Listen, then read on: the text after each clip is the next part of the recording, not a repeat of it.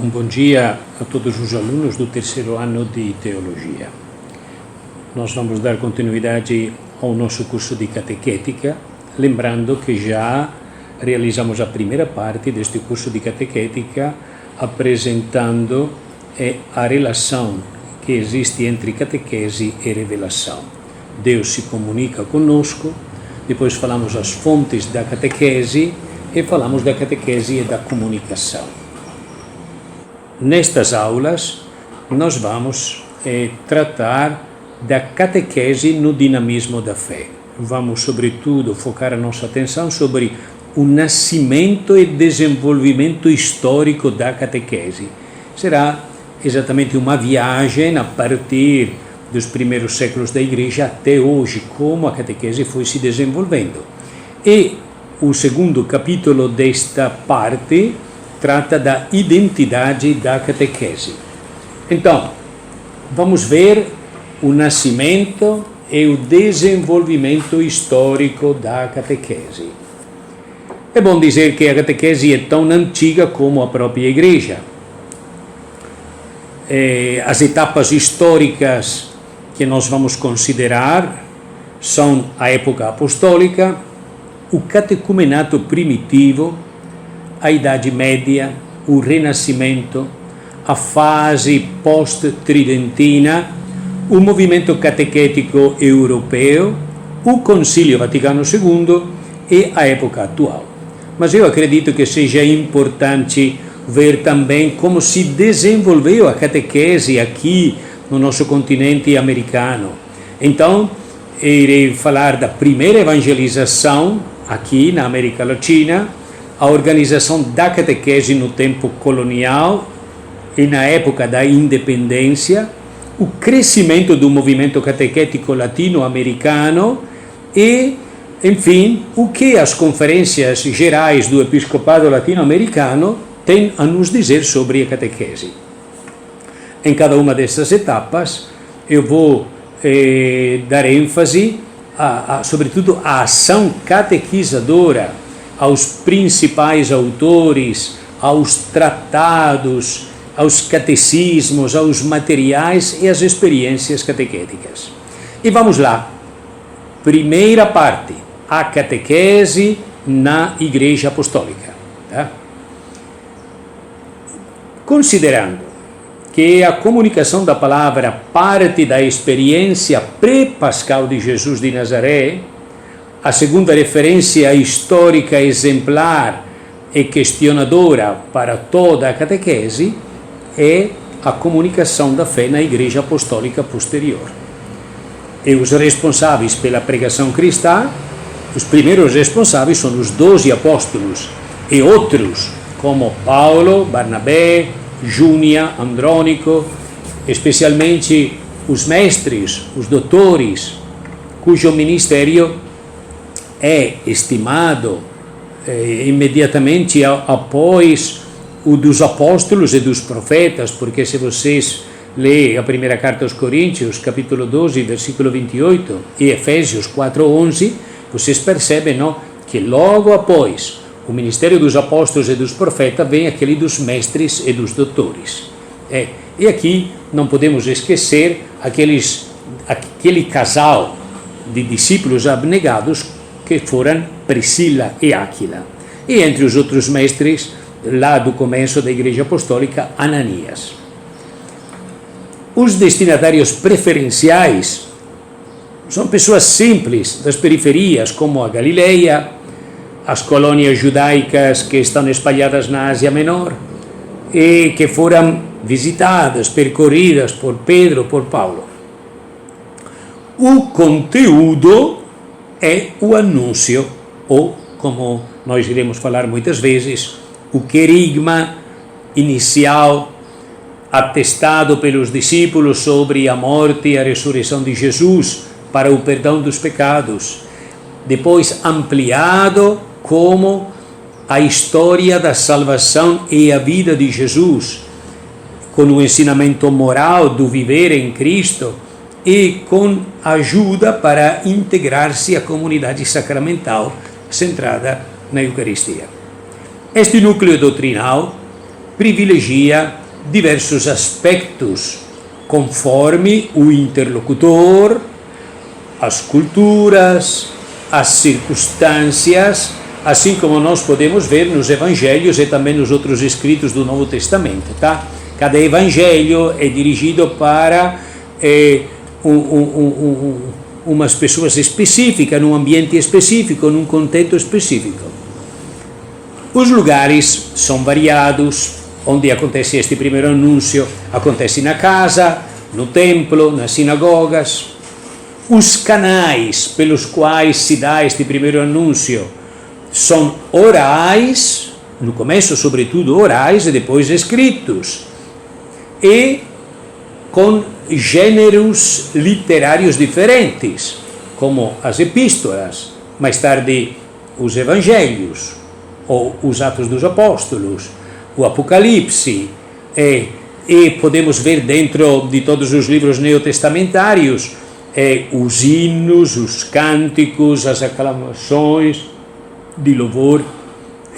E o resultado de tudo isso é a difusão do Evangelho, que se dá de forma rápida, ainda que nem todos os ouvintes o aceitem, e desta forma vão se multiplicando as comunidades cristãs. Sempre neste primeiro capítulo, sobre a catequese na Igreja Apostólica, nós vamos agora tratar da segunda parte, o catecumenato primitivo. Eu vou fazer uma síntese, porém, se tiver tempo em outras aulas, gostaria de dedicar mais atenção ao catecumenato primitivo, não fazer uma explicação mais longa. Aqui vai uma síntese, é só uma síntese. A época mais bem-sucedida da catequese posterior à Igreja Apostólica é a época do catecumenato para a iniciação cristã de adultos. Este catecumenato começou a ser organizado no século II. Neste período, a catequese continua sendo histórica, bíblica, cristocêntrica e pascal, comunitária e litúrgica. Introduz também uma moral centrada na fé, na esperança, na caridade, com este predomínio do vivencial e do prático sobre o doutrinal e o teórico. É mais importante a vivência do que a doutrina. Para preparar ao batismo pagãos cultos, em meados do século II, o filósofo Justino de Naplusa cria em Roma uma escola de catequistas extraordinária, tá? É uma das primeiras escolas. No fim do mesmo século, o filósofo Panteno de Sicília cria em Alexandria do Egito, com o mesmo objetivo, o didascaleo, isto é, a primeira escola de teologia na igreja. Clemente de Alexandria, segundo diretor do didascaleo, prepara os catecúmenos cultos mediante processos de 4 anos, em média, a fim de se tornarem capazes de dialogar com o saber dos pagãos. Preocupação, não como falar aos pagãos. Lá perto do ano 215, Hipólito de Roma descreve a organização do catecumenato em Roma, com duração média, veja lá, de 3 anos, podendo ser abreviado conforme a conduta de cada um. Um padrinho apresenta o candidato à comunidade, que examina suas disposições. Admitem-se crianças sempre e quando seus pais se comprometem a educá-los de maneira cristã. Mas tem que lembrar que o catecumenato estava voltado quase que totalmente aos adultos. As constituições apostólicas que foram preparadas, compiladas na Síria no ano de 380, atestam ainda um catecumenato de 3 anos, dirigido por catequistas preparados na doutrina e nos costumes cristãos. O catecúmeno aprovado no escrutínio sobre sua vida e seu conhecimento passa a ser considerado eleito, depois iluminado ou competente. Então, encerra a disciplina do arcano quando, entre outras coisas, só participava da liturgia da palavra. A partir de então, começa a participar também da liturgia eucarística.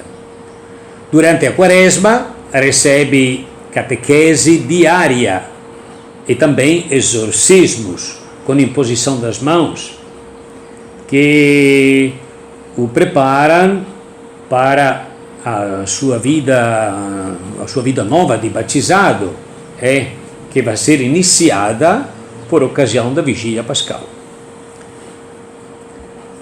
Ao encerrar em Constantino, o imperador Constantino e Licínio, as perseguições com o Edito de Milão, no ano de 313, e sobretudo, mais adiante, lá perto de 380, 81, com a declaração do cristianismo por parte de Teodósio como religião oficial do império, passa a predominar o batismo em massa com pouca preparação. Nas regiões onde a igreja já está estabelecida, o batismo de criança, de tão comum, acaba suplantando o catecumenato. O Concílio de Niceia, em 325, exige preparação para o batismo, pelo menos 15 dias, veja lá como a coisa vai se reduzindo. Os bispos optam pela duração da quaresma.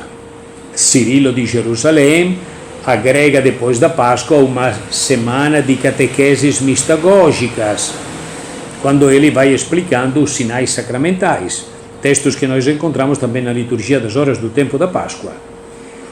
E isso é imitado também por Ambrósio de Milão, por Teodoro de Mopsuestia e João Crisóstomo.